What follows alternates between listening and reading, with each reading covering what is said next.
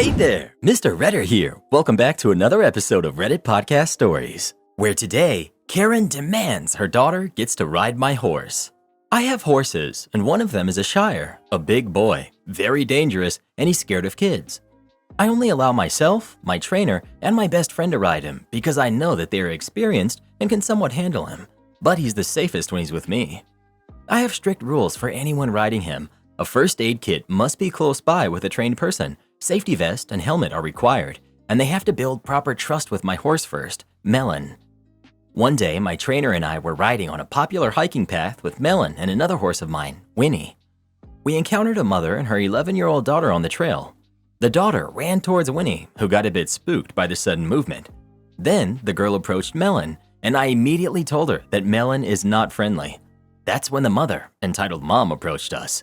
Karen, "Excuse me, my daughter really wants to ride that horse. I know her owner," referring to Melon. Me, "It's a he, and I'm the owner. I can't let her ride for safety reasons." "It's fine. We can go back to the stable and get her a helmet." Me, "Sorry, this is a private horse, and he's not friendly with strangers, especially kids." Karen, "What about that one?" pointing to Winnie. Trainer, "No, she's also a private horse." Karen, "But my daughter wants to ride. She's really good." Me, "Maybe she is, but this horse is big, and falling off, she could really get hurt. Winnie doesn't even have a saddle on. Your daughter can easily fall off. I'm sorry, but your daughter cannot ride either of them." Karen, "You're just making up things because you don't want to share." Trainer, "Even if it was made up, OP," referring to me, "is saying no. You have to respect their decision." "But he's riding it." Me, "Yes, because I own them. They're my private horses."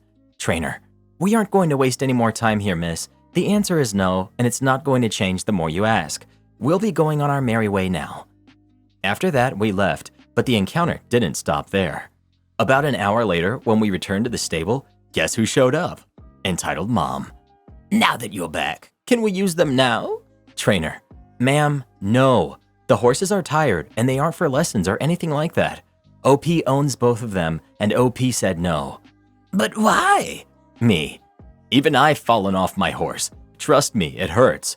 I have a scar from surgery because he broke my leg." "Then why do you even have them?" "Because he's still my horse, and I have a bond with him now. Even now, he could still throw me off if he wanted to."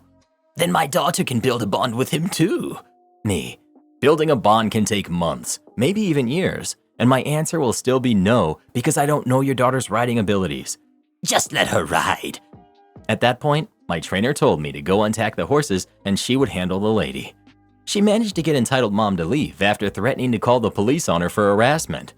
If someone says you can't ride their horse, please stop asking and just respect their decision. Am I the jerk for insisting on going on the family vacation of my ex-boyfriend? I, 34 female, was with my ex-boyfriend, male 25, for a year and a half. Our breakup was amicable. I never assumed it would last given the age difference. I got along well with his family, even with his mother, who, understandably, wasn't a fan of our relationship given our age gap, but she did like me as a person. Before our breakup, we were invited to a destination wedding for his cousin in Hawaii. I was asked to make arrangements for flights and hotel. I didn't mind, so we made the arrangements together, selecting the place and flight times, and I put it all on my credit card with the promise that they would pay back their portions when they could, over $2,000 each. I have a good job and I could pay for the whole trip, and I was happy to do it to save them interest on a credit card. Since then, we broke up. Recently, I got an email from his mother asking for her flight and hotel information. I politely reminded her that they would need to pay back their portion. It's been 3 months since we booked the trip, and asked if they would reimburse me for my portion of the hotel and Airbnb since we broke up and I wouldn't even be attending. At first, her response was cool, but polite, saying that I would get my money back eventually. I didn't respond. She wrote back again with a much different tone, demanding the information for the hotel and Airbnb, and she said I was causing undue stress while they were planning for the big trip. I reminded her that I would happily share the information once I was reimbursed. She said that I would not be reimbursed for my portion of the accommodation expenses and that she was going to tell everyone how horrible I was for holding the hotel information hostage. I texted my ex and asked what was happening and why things had taken such a turn. He said I was being unreasonable and making everything about money, which was unfair since I knew they were struggling financially and I wasn't.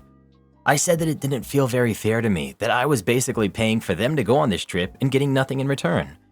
He assured me that they would work on paying me back when things got better for them financially. I said that just wouldn't work for me since I had no guarantee and no idea how long that would be, and that I would still be out thousands of dollars since they didn't want to reimburse me for my portion. I offered instead to let them share one room at the Airbnb and one room at the hotel, but that I would be staying in one room as well. He was outraged and said I was making things weird, but my side is that if I have the time off of work already and it's paid for, why shouldn't I just go? I told him that I'm still within the range to cancel the reservations if that was a better fit, which he also didn't like since prices are much higher now and places are harder to find. I won't attend the wedding, of course, but I don't see why I can't take the vacation that I planned and paid for. Am I the jerk? Not the jerk. It's been several months and you haven't been reimbursed for even a portion of the trip. In my opinion, since you've paid for everything, it's your vacation to enjoy. If you can afford it, why not just cancel the extra airline tickets, keep the Airbnb, and have a lovely time in Hawaii on your own? Not the jerk. But if you can cancel and get refunds on everything, then tell them they need to pay you this amount by this day or you're going to cancel everything and it will be up to them to fund their own arrangements. My boyfriend is upset I want to split expenses in half versus a percentage based on income. My boyfriend and I, male 30, female 28, have been together for just over a year. While I'm neutral on the necessity of living together before an engagement or marriage, he believes it's an important next step, so we've started apartment hunting. My lease is up in October and the owners are moving back in, so the timing works out perfectly. Mark currently lives in a studio-style place and spends about $1,800 a month on rent. I'm in a 2-bedroom plus tiny office. I'm spending $4,000 a month. Mark has a decent job and he has no problems covering bills with a little left over, but it would be a stretch for him to go up in rent too much more than what he's currently paying. I make, for context, roughly 5 times the amount Mark does. Yes, I could pay more in rent than what I do now, but I'm more interested in saving and eventually leaving this area, opening my own practice, buying a home, etc. Also, for context and background, right now Mark and I split going out and our activities pretty 50-50. We take turns going out and planning dates, no real conflicts.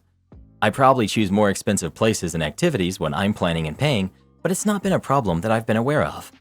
Anyway, Mark scheduled a number of apartment showings for us. He was super excited about all of this, so I let him take the lead. I assumed we'd be looking at places similar in size and cost to where I'm living right now because he'd want to keep his costs similar or less than what he's spending currently. Oh no, not the case at all.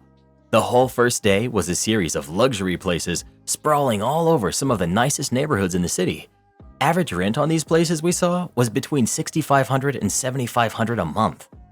I didn't say anything while we were looking, but when we got back to my place that night, I asked Mark what the heck was going through his mind with those prices. He said he picked his favorite places and neighborhoods first and figured I wouldn't mind upping my costs a little. But he had some options in the $5,500 to $6,000 range too that wouldn't even be a noticeable increase in rent for me. I was super confused at this point and asked him to clarify how he expected us to be splitting rent because the math just wasn't working out for me.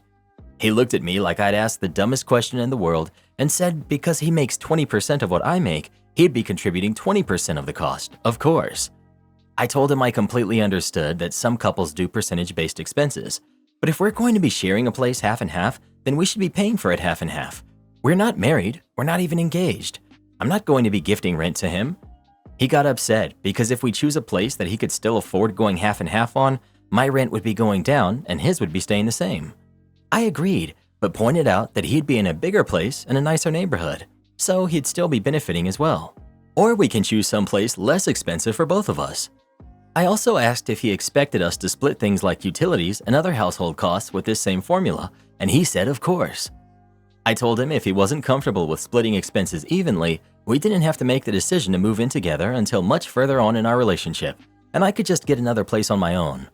Now, everything I suggest or say is met with coldness and sarcasm, like I told him I'm canceling his birthday or something.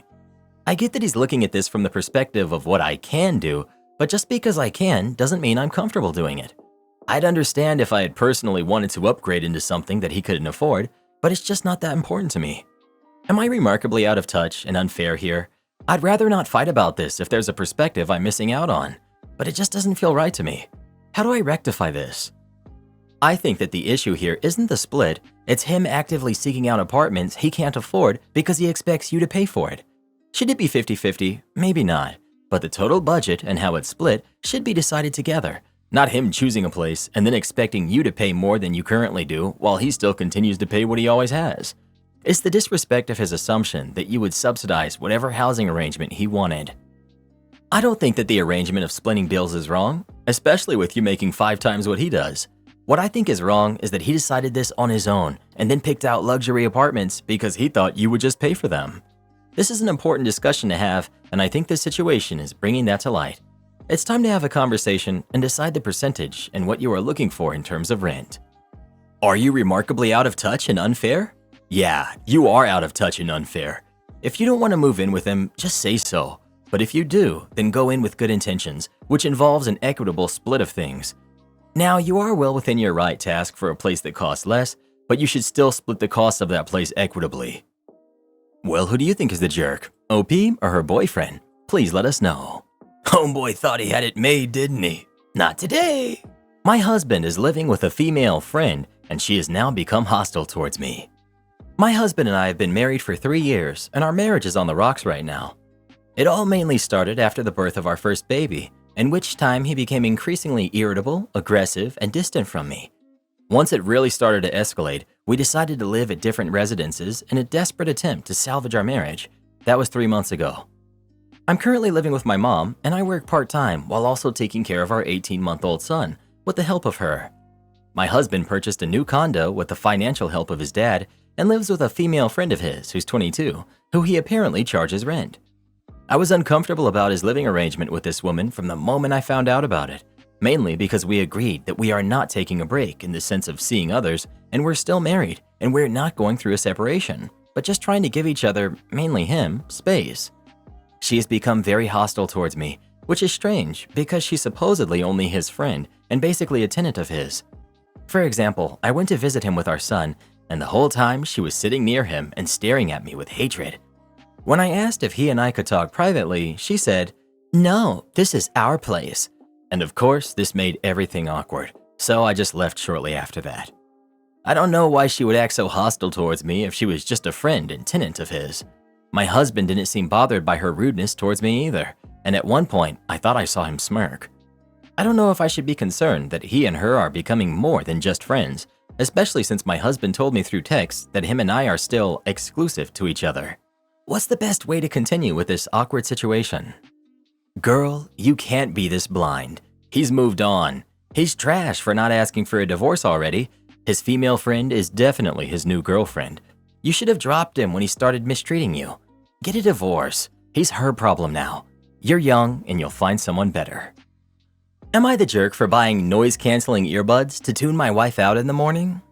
I'm 32, male. My wife is 36. We've been married for 5 years now. I work in a job where every morning I have different tools and items to prepare. On some days, I'll be working in an office building. Other days, I'll be in a meeting, and occasionally I'll be working at someone's house.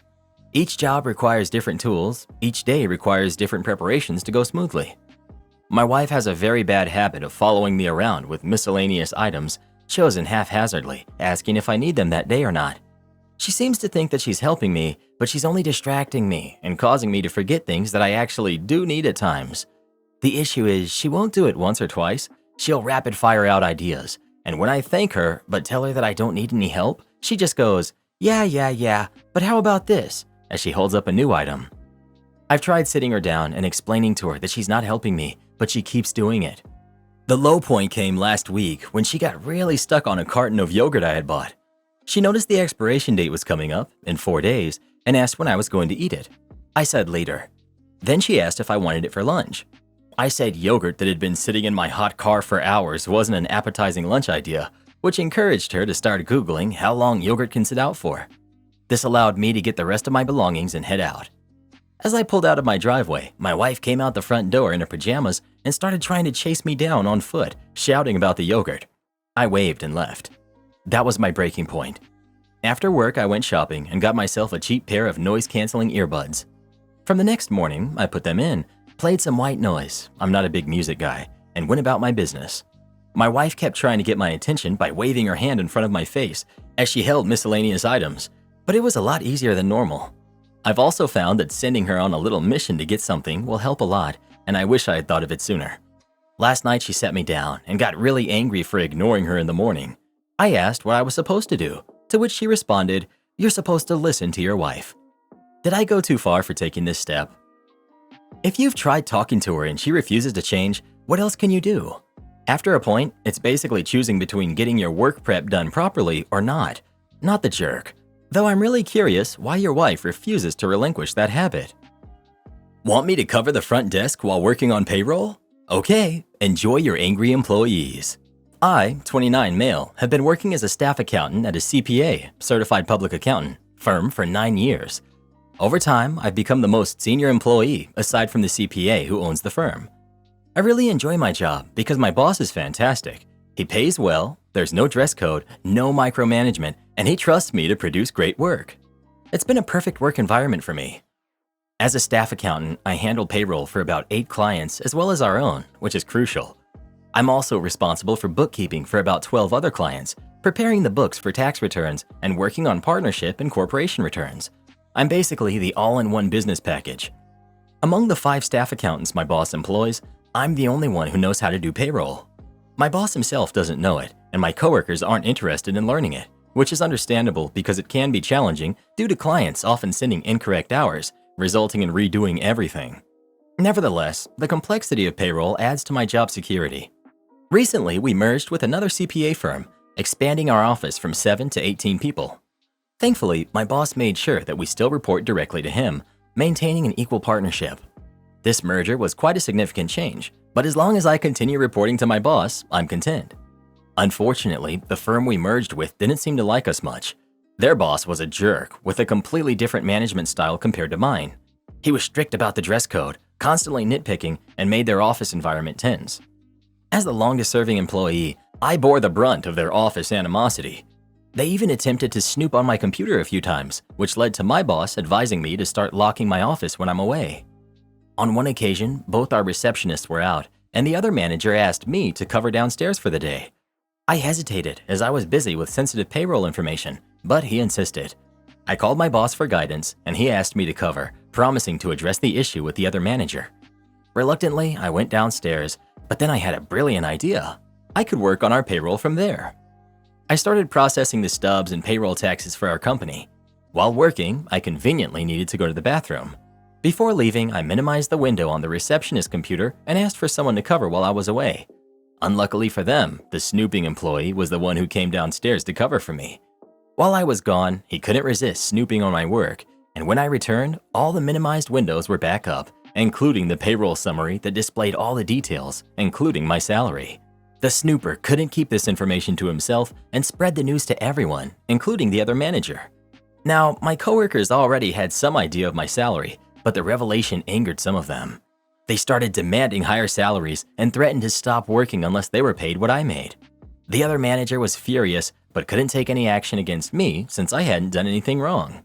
To clear my name, I asked my boss to show the camera footage of the reception desk, which confirmed the snooper's actions.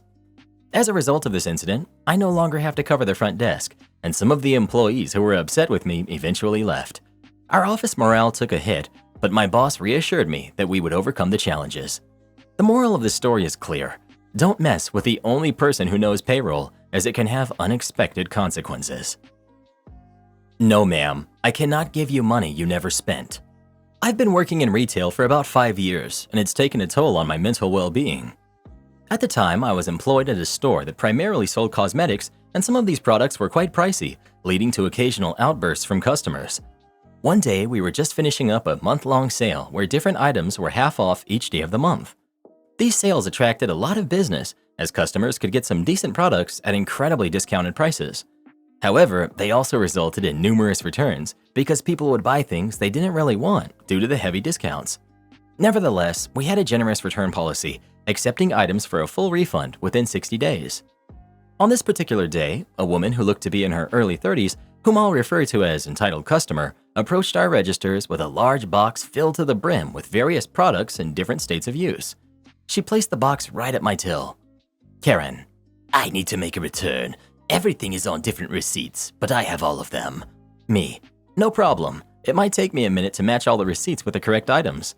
She nodded, but I could tell she wasn't thrilled with the answer. As I sorted through the box and scanned the products, I noticed some brand new foundation at the bottom. These were almost $60 each and had been recently on sale for half off. It seemed she had bought them during the sale, but changed her mind and wanted to return them. Me: "And are these products used at all?" "What? Oh yeah, they are." I sighed, seeing that the seal was still intact on both bottles. Unfortunately, I had to destroy these brand new products since the customer claimed that they were used. Despite my frustration, I scanned them in and put them aside with the items that needed to be damaged out. The products were priced at half the original value since they were bought during the sale, which was confirmed by the computer in her receipt. As I was about to continue processing her return, she spoke up. "Excuse me, but you rang that up wrong. These foundations are $58 each."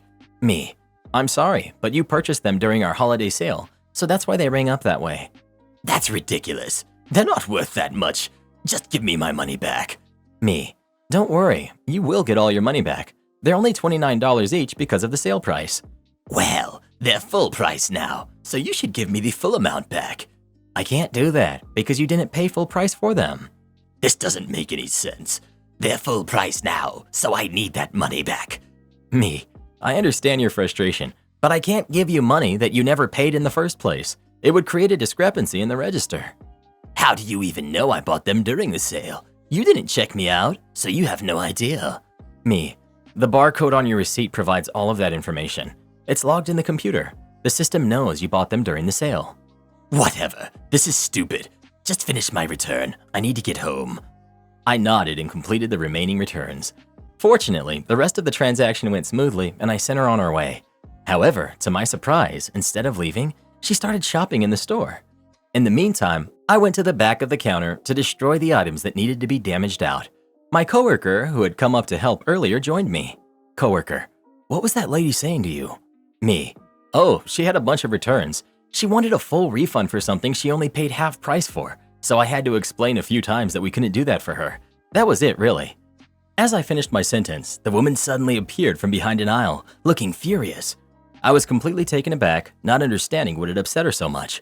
"Oh, so you had to explain things to me like I'm stupid or something? That's what you're telling your little friend back here?" Me: "What?" I didn't even fully understand what she was talking about since she just appeared out of nowhere. "That's exactly what I thought. I'm going to find your manager so she can know what a jerk you are to paying customers.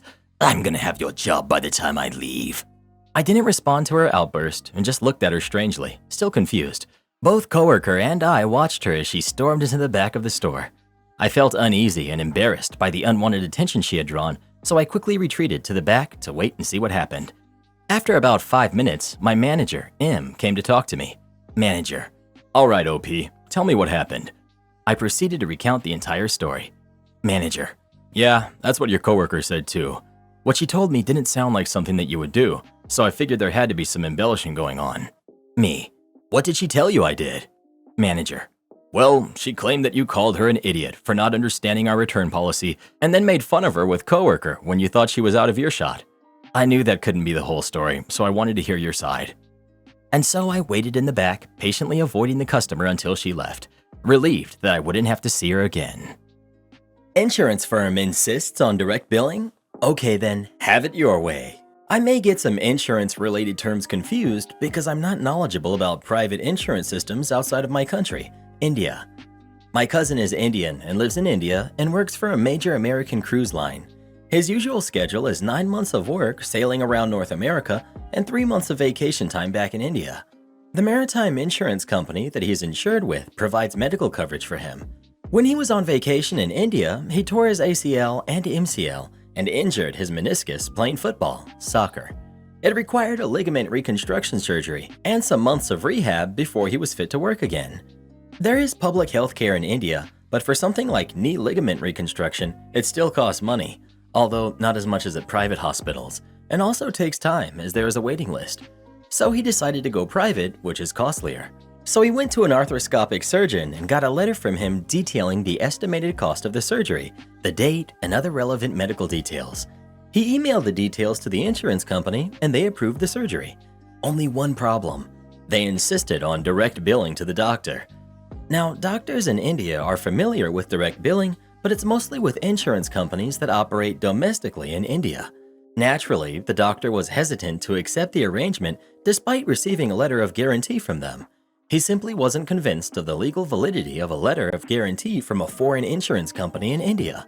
What if they, for some reason, refuse to pay? He can't do anything about it. So at this point, my cousin stepped in and suggested to the company that he'll foot the bill up front and then submit a claim, after which the company can reimburse him. The insurance company seemed to agree at first, but this medical cost containment company they were partnered up with was vehemently opposed to the idea. They insisted on direct billing even though it didn't make a lick of difference in terms of cost. He tried convincing them that no doctor in India would accept this arrangement from a foreign insurance company, but they wouldn't relent.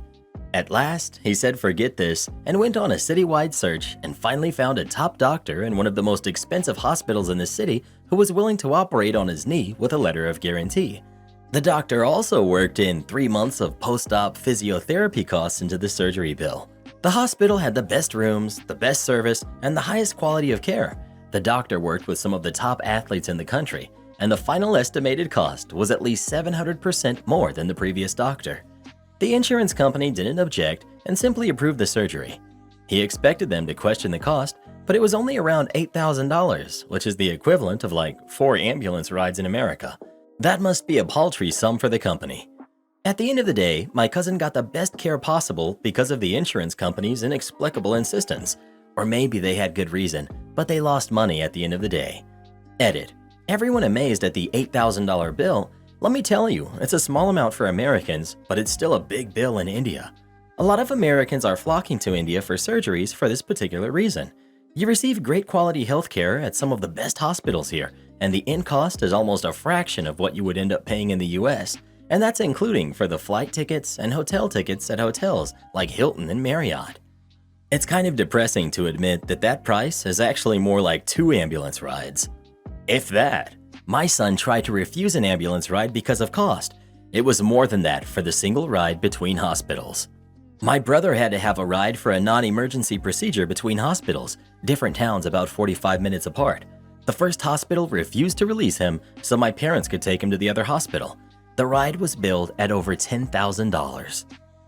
Am I the jerk for telling a guy on the bus I'd rather he not sit next to me? I, 35, female, commute into work in the city on Mondays, and it's a 3.5-hour trip. I normally sit near the front, and there's always lots of extra seats open, including lots with open seats open, so you don't need to sit next to anyone if you don't want to. I sit up front near the driver because it feels safer. Lots of people put their bags on the empty seat next to them and move them when someone asks to sit down. Previously, I always kept my bags on my lap while people were boarding, and if no one sat next to me, I'd expand a bit. A few weeks ago, about 20 minutes into the trip, a guy gets up and asks, "Do you mind if I sit here?" I said no problem, and he sat down. I'm catching up on work, and he seems fine. Then he begins to manspread and starts consistently applying pressure to the armrest area. This is one of my pet peeves. I loathe having to make myself physically small so that other people, to be honest, it's almost always men, can spread out like no one else is allowed to have personal space. But whatever, it's transit. It sucks, but so it goes. For the record, we're both fairly lean people. Neither of us appears to physically need to take up more than our allotted space. I didn't say anything, but I kept my legs and arms firmly on my armrest. Middle armrest, we each had one, refusing to budge. He kept giving me side-eye, applying more pressure, etc., but eventually seemed to settle into just applying pressure. Annoying, but whatever. Once I had to get some water, and he immediately took over my armrest. When I was done, I made eye contact, to assert dominance, said, "Pardon me." He said sorry, and I got my armrest back. Pressure resumed. Annoying, but not enough for me to feel it was worth escalating or changing seats. Well, guess who takes this bus every Monday morning now? That's right, this guy. I started putting my bag down on the seat next to me until after he boards and then move it. I move it immediately and welcome anyone who asks to sit next to me during boarding time. Week 2, he did ask once the bus had started into its route. I said no problem and then got up and went to sit somewhere else. He gave me an affronted look. I sat in another set of open double seats on the other side of the bus. Week 4, he left me alone. Week 5, he did the same post-boarding move. This time, there weren't any side-by-side seats where both were open, but there were lots of open single seats. This time I said, "I'm sorry, if you don't mind sitting in one of the other open seats, I'd really appreciate it." He glared at me, then started calling me all these mean names under his breath before going to sit somewhere else. At the destination, he caught up with me and said, "You didn't have to be such a jerk," and stormed off. Normally, I never discourage people from sitting next to me when they ask, so maybe I'm the jerk for telling him no. I could have gotten up and moved to one of the open seats, but I just really didn't want to. Not the jerk. You should honestly report the behavior to the driver. He was purposely targeting you. Not the jerk. I wouldn't have felt comfortable sitting next to him for 3.5 hours and there were other seats available. His reaction would make me want to get another bus. OP. I wish there was another bus or literally any other way to transit in. I'd happily pay a bit more for a train to get away from him, but they haven't restarted the normal morning train after cutting it off when ridership dropped 2 years ago. This happened to me once when I was 21. I was on an empty subway car and this guy came in and sat right next to me. So I started coughing really hard, just all over my stuff, really gross. He ended up getting up and moving to the next car. Not the jerk. He's being a creep. No one with good intentions specifically wants to sit next to the same person on public transit all the time. If he tries to interact with you again, I'd tell him that you're going to report his behavior to the bus company. Not the jerk. I'm guessing he has a crush on you, and in his weird, twisted reality, thought this was some kind of weird flirting. He was upset because you made it clear to him that it isn't. His fragile ego was probably dented and he lashed out. Do you have the same regular bus driver? If so, I'd mention it to them so they can keep an eye on the situation. If not, you could report it to the company, but if you don't want to do that, just be on guard around him. Well, who do you think is the jerk? OP or the guy who kept trying to sit next to her? Please let us know. Dude probably thought they were gonna start dating and get married and live happily ever after. Do this next. Tap here on your screen to come see our new podcast playlist, where you'll find thousands of hours of the best stories you've ever heard. Or tap the one on the right. That episode is specifically just for you, based on other videos you've enjoyed the most.